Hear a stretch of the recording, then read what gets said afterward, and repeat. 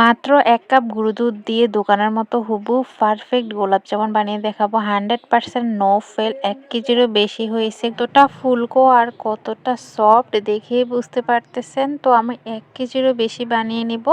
এখানে আমি নিয়ে নিয়েছি ডিপ্লোমা গুঁড়ো দুধটা ১ কাপ নিয়েছি, সাথে দিয়ে দেব আধা কাপ ময়দা। এই মাপগুলো অবশ্যই ঠিক রাখবো। সাথে দিয়ে দিব ২ চামচ বেকিং পাউডার।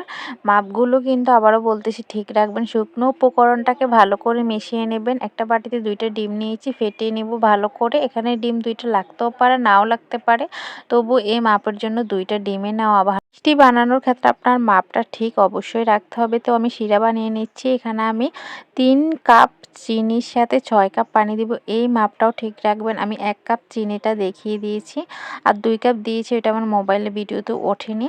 তো ৩ কাপ চিনি, ৬ কাপ পানি দিয়ে ২টা এলাচ দিয়ে আপনি ২-৩টা বলক উঠলেই শিরাটা নামিয়ে নেবেন। বেশি ঘন করার দরকার নেই। তারপর আমি ডিমটা দিয়ে অল্প অল্প করে ডো বানিয়ে নেব। প্রথমেই ডিম বেশি দিবেন না, অল্প অল্প করে দিবেন। এটা একটা স্টিকি নরম ডো বানাতে হবে।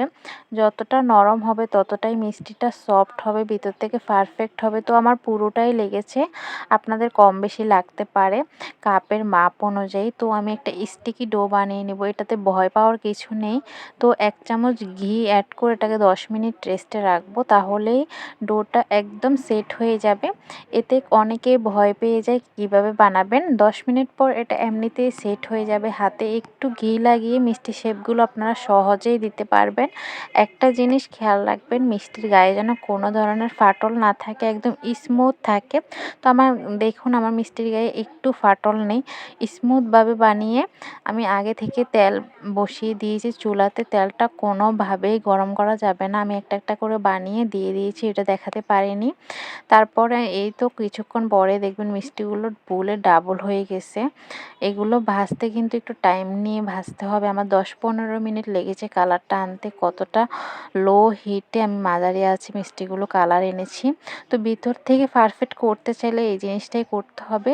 তারপর শিরাটা আমার এখন কিন্তু কুসুম গরম আছে আর মিষ্টিটা গরম আছে। তো এখন আমি চুলার উপরে বসিয়ে দিব। ১৫ মিনিট পর দেখুন মিষ্টিগুলো ফুলে ডাবল হয়ে গেছে। কতটা পারফেক্ট হয়েছে, উপর থেকে কতটা স্মুথ সফট হয়েছে। এই মিষ্টি বানানোর ক্ষেত্রে যদি আপনারা এই টিপসগুলো ফলো করেন, ছোট ছোট টিপসগুলো অবশ্যই ফলো করার চেষ্টা করবেন।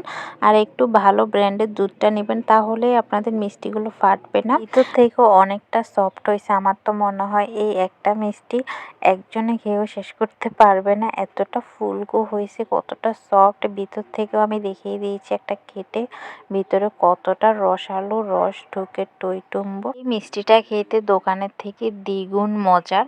একবার হলো ট্রাই করে দেখবেন এই প্রসেসে। তো আমার আজকে এই রেসিপিটা কেমন লেগেছে অবশ্যই জানাবেন। ভালো লাগলে একটা লাইক দিবেন, আর অবশ্যই কমেন্টস করে জানাবেন কেমন হয়েছে। আমার পেজের সাথে থাকবেন। আজকে এই পর্যন্তই। আল্লাহ হাফেজ।